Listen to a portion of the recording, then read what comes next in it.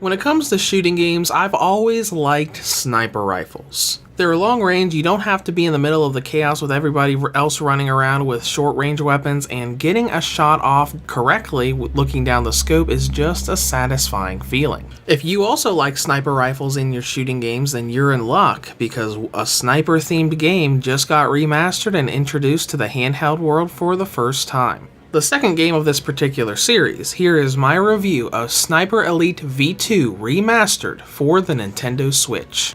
The story of this game is around the time Project Paperclip was going on, between the events of World War II and the Cold War, when the United States was trying to acquire German scientists, including those who worked on the V2 rocket program. Of course, the Russians were also trying to get these scientists, so you play as an American sniper sent to Berlin to make sure those scientists never got to their destination. You know, I like this story for two reasons. The first is the fact that this is Project Paperclip. This isn't something I see very often in World War II themed shooters. And the second is how the story is shown to you. I really like the voiced mission briefings and really just the dialogue from the main character in general whenever something big and important happens. When it comes to gameplay, this is a third-person shooting game with a lot of tactical and stealth elements thrown into the mix. In each of the game's missions, you're going to be navigating 3D areas, setting up vantage points and sniping targets, while also setting traps to help your position and help you escape. First of all, this is a remaster of the original game that released last gen on the Wii U, PS3, and 360. As such, there are a few new features in the form of new multiplayer characters and a photo mode that makes it very easy to take cinematic screenshots. Remastered is also bundled with all of the original game's DLC, so you've got your normal story campaign, all of the DLC missions, plus all of the multiplayer DLC and update stuff the game got across its original platforms. And on that topic, let's talk game modes.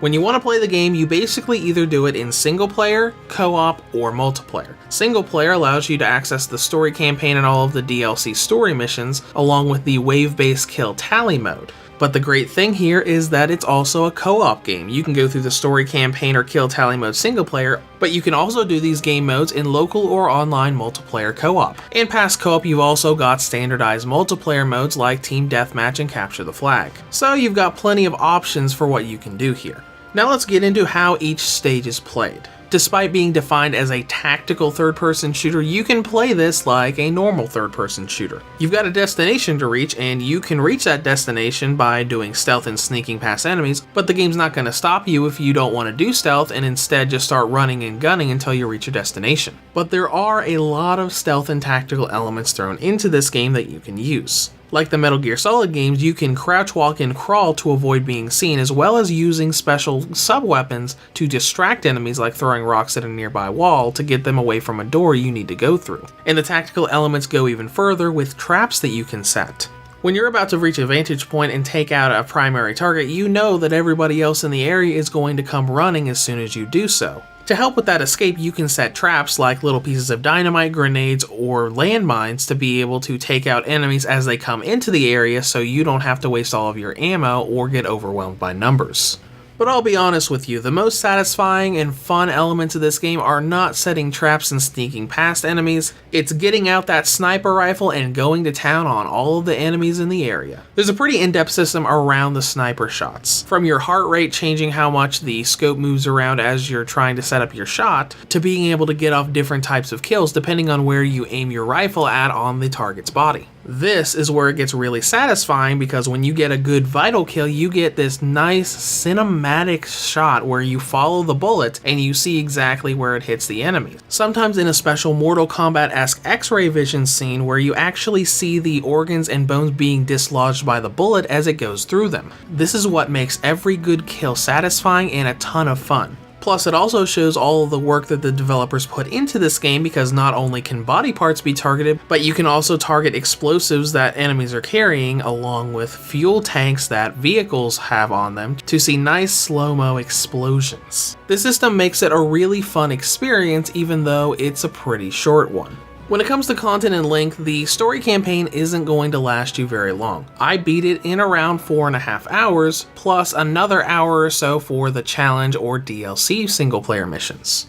But regardless, unless you go back for all of the different collectibles and all the different story missions, all of the single player content probably won't last more than 5 to 7 hours. Now let's talk about controls for a second, because I just want to applaud the developers for putting really nice motion aiming into this game. It's not enabled by default, you have to actually go into settings and turn it on, but once you do, it helps tremendously when you're setting up sniping shots. Now let's dive into presentation, which looks pretty nice for the most part. There are a few jagged edges here and there on the environments, but overall it looks pretty smooth and looks really nice. The only issue I have with the game's presentation is how it gets in handheld mode. It doesn't look that different, but faraway targets are a bit blurry and a little more jaggy, which makes setting up those really long distance shots much more difficult than they should be. It's certainly not impossible to do, but you can tell it's a lot easier to make those shots in docked mode than in handheld mode.